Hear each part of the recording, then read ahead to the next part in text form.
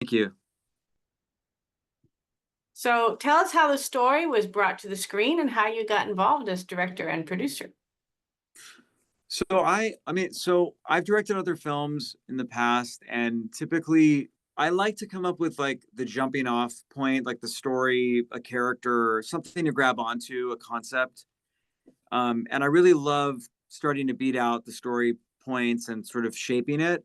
But I love working with screenwriters and see how they take it and bring it to life. Um, and every now and then, like I've read a script, although I'm not like seeking out scripts that I'm directing. I was sent this great script. It had a different title at the time, but a friend of mine sent it to me who reads a lot of scripts. Works in the sort of like an agent who kind of finds different scripts, and Mhm.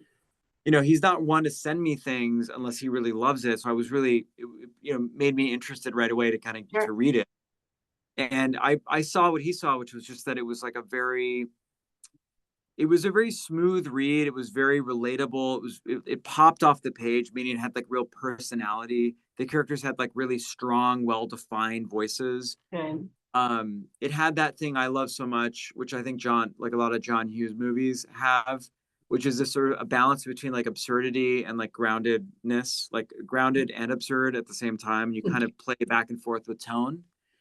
It's like heartbreaking, or it makes you want to cry, but it makes you want to smile, it makes you want to laugh. Um, so and a lot of great use of music, these kinds of things. So yeah, I thought that when I read it, I mean, most importantly, it had a story that I've talked about in other interviews, but my dad passed away when I was very young.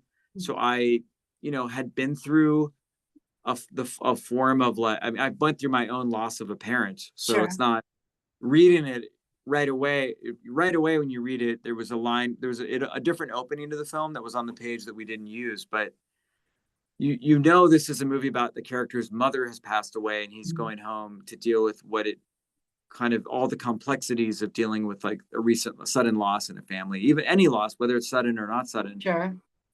It's still as painful.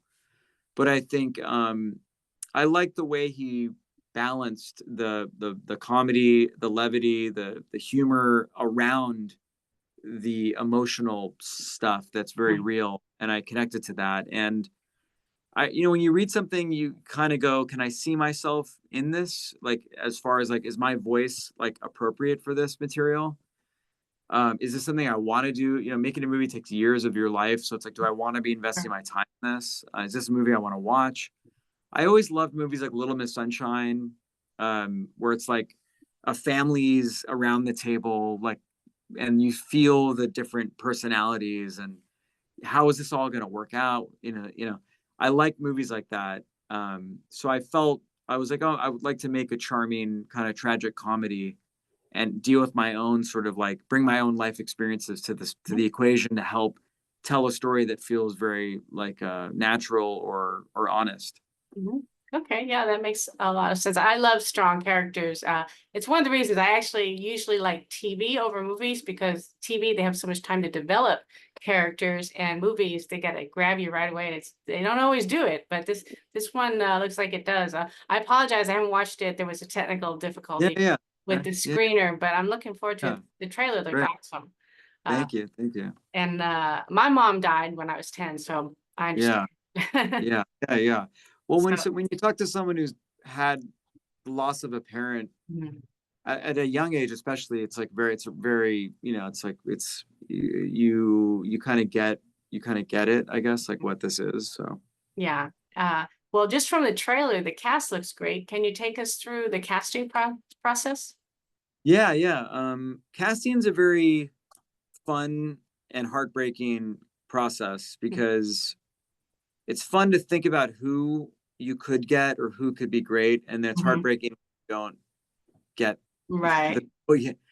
But that's not the case in a way for this movie. I will say, like, that's the nature of casting. You have to just kind of be aware that you could have someone in your head, but you've got to be willing to always adapt to Sure. what's the availability. Oh, what about this idea? Oh my God, that could be so interesting with this person.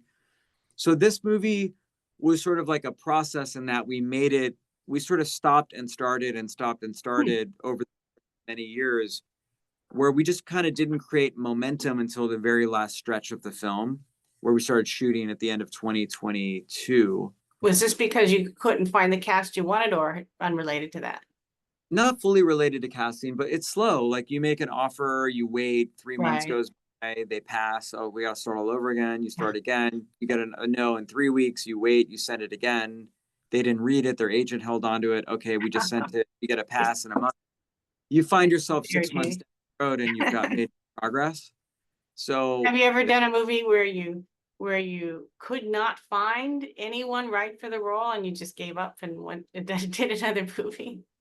no, I've never done that. I mean, I think I Someone's usually, out there. There's someone out there for the movie. yeah, no, for sure. I wouldn't, I wouldn't like if you've got everything working for you and you've got a movie that's gonna go, you just in my mind you've got to make the best of it and figure out how you're gonna get it done. You can't just completely freeze it. I mean, I guess you would have to if you were making like a studio movie or some Mhm. really monstrous indie movie where you relied on foreign sales of certain status of like a certain amount of money, or you would have to play the game where you find a replacement actor that suits the needs of the investors. We had some of that. We're not a tiny movie, but we're a smaller budget film, so it's very delicate to make sure you have all the pieces to the puzzle that you need to be able to go into production. Right. But Nick, once we had Nick on, and we actually had a whole other cast before I even got to meet all the wonderful actors in this movie. We had another set of actors on the film, but we ended up freezing the movie for a good amount of time. When we came back, we had all the availabilities had changed at that point. Oh, okay. But that was, that's kind of in a way, it is what it is. Like you just got to work with it, and you just go back out and you work with you get to meet new ideas of people in these roles, and then you find a new version in your mind that you're like, oh my god, I absolutely think so and so could be incredible for this role. I didn't know why I didn't think of this in the first place, that kind of thing. It So works out then. So do you think that audiences will be surprised at Nick Jonas's acting in this role? yeah, no question. I mean, I don't want to say surprised, like, oh, I didn't think he could act. Well, they didn't know he could because he hasn't done that much, right? Yeah, as a lead, I mean, I think as a leading actor to carry a film is a whole other kind of thing. Yeah.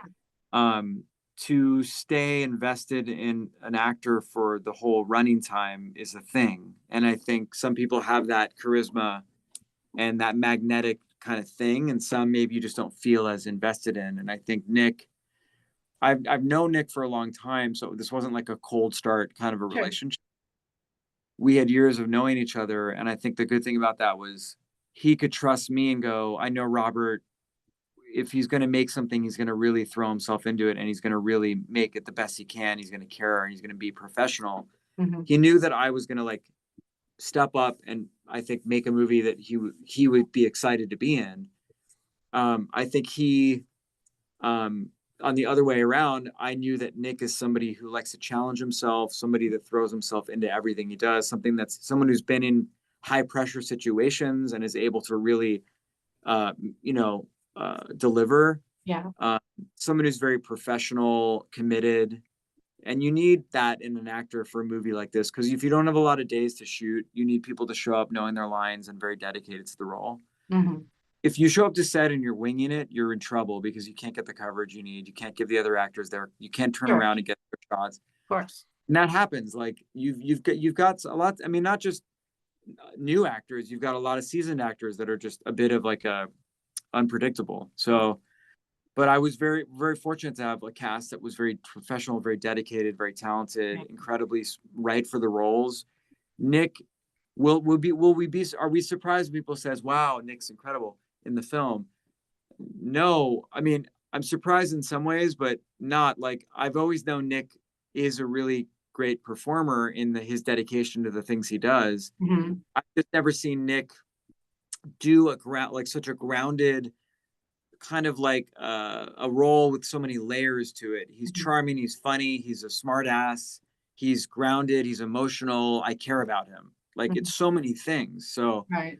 and I lose myself in him, this performance all the time. Like I always know when I watch this movie even 1,000 times, like I still feel I'm watching this character named Ren who's going through, and that's a really interesting thing, like to Yeah. have that on the screen. It's Yeah. very memorable. Yeah. The best movies that I've seen with the best characters are the ones where you want to know what happened next after the movie ends. You hope that, Yeah. there'll be a sequel, or they'll turn it into a TV series or something, because you just love those characters so much. And Yeah. No question. No uh, question. I think those of us who are a bit older would be shocked at David Arquette playing the dad role. I didn't even recognize him, and I knew he was in it, Yeah. but I just in the trailer, I'm not. That's him. Yeah. He looks cool. He's got like a nice gray beard. Yeah. We like slicked his hair back a little Well, more it makes country me club. feel old though. Yeah. Well, if it makes you feel any better, he's the stepfather. Right. Um, so he's not technically their birth father, but he plays, yeah, like he had a lot of fun with that role because he's meant to be a little bit of like an antagonist character for the Mhm. lead friends roles, but they kind of have a nice push pull off each other. Where you feel Ren's like frustration with stepdad and like what's going on, and you love Matt Walsh and his like wanting to be there but not knowing how to for his son. So Okay. anyway, it's a lot of yeah. And were there any unusual challenges in making the film? Always every day. I mean, um, yeah, like access to locations, lack of time, weather changes, Well, those aren't money. unusual, right? For movies, you always have those. That's true. Um, just like last minute casting, things changing. I guess that's not unusual either. Well, just like good problems. I mean, I'm a believer in happy accidents. Like I think it's nice when like it rained on the day we shot this like airport scene. Mhm. Shooting an airport scene in an indie movie is very challenging because you can't like lock down an airport. Sure. You have to kind of figure out where am I going to pull this off within this frame. If I can believe I'm in an airport, like we've succeeded. But it happened to Ren's going back to Cleveland, Ohio, where he grew up, Mhm. and like we got lucky. It rained cats and dogs in LA, and we shot when we're shooting the airport pickup baggage area. It was LA, but it looked really kind of gloomy outside. It looked very Clevelandish, Ah, like it looked a little East Coasty. And then we shot the rest of the movie in New Jersey, which was very like overcast, winter kind of like looking. right. So it tied together very nicely. So yeah, like those problems ended up being extreme, like kind of saved us because like it really helps sell the location. Sure. Oh, that's great. And the movie comes out August 15th, right? Yeah, August 15th is like the pre kind of teaser opening day. 16th Friday in theaters. Yeah. Okay. And do we know yet when it will go to streaming and where? We don't yet know because well, if I knew I wouldn't tell you because the last thing I want people to do is wait around for it to go to streaming. I know, but Uh, speaking again of us old folks, some of us don't go to too many movies in the theaters. no, but the irony is the old folks grew up going to the theaters, so Yeah, we did, but yeah, now it's we like, can't lose I that gotta just experience. sit at home and pay so I high know. ticket prices. No, I know. We should. I mean, we're building a nice future where we'll live on another planet, just surrounded by LED screens, and we don't have to go anywhere. Like we don't have to see the I sky anymore. love going to the movies, by the way. I do. I just, Yeah, yeah. I No, can't I see know. I love it everything. too. I can't see I'm everything. with you. No, going to theaters is. I don't go very often, but when I go, I'm always just like, wow, I'm here. I'm at the theater. Whoa, this is so. It's Yeah, weird that it's such a like a wake up call of like I used to do this all the time, right, and now it's right. so rare. Yeah, Will it eventually be able to be seen later, like on the couch? I don't know. I can't tell you, I'll but bet. I think, typically, if I will say, movies typically today's life cycle is that you have a moment in the theaters where you can see it and, on the big Mhm. screen where we intended to be seen. And then eventually people, get to see movies at home. Yeah. So it's kind of the life cycle of a movie today, traditionally. So And if they really like it, they can watch it over and over. Oh. there you go. So Yeah. anything else you want to tell us about the movie or making it? No, just very proud that I'm here talking to you about the film and sharing this film with people. And it's my latest work, so it's you put your best foot forward. And happy people are responding so well online. Love to see people leaving such nice reviews on Rotten Tomatoes or IMDb Pro. Just like nice. IMDb, and Metacritic, is I see the audience sort of score is so positive, because I think people are experiencing the film in a positive way. I love that. Mhm. People seem to be feel comforted and connected to the subject matter of their own experiences of loss, or really making sure they prioritize their family and their connection with their loved ones around them. I think it's great when the film can give you something very meaningful, because I think we have enough like shoot 'em up movies, or movies of like crime, thriller, suspense, murder. It's a Yeah, bit it's a bit strange, the human fascination with like tragedy. It's just very, yeah. I mean, not tragedy, but just like violence Mm, and war and all these things is a strange thing that we yeah, love that. But I think movies can also give you a little bit of a different perspective on our humanity and our connection. And I think this movie does that. And if you go to thegoodhalfmovie.com, people listening and watching can see where it's playing in theaters. And hopefully people see it when it's in theaters in August 16th and beyond. okay, great. Well, thank you for talking to me today. I Yeah, of appreciate course. Thank you. it, and Have a great day. I hope it's a big hit. Thank you. At Take least care. big enough to go to my screen. No. I love that. Yeah, exactly. Just stay out there. Thank you, Thank you. bye. Hope you like it. Yeah. Take care.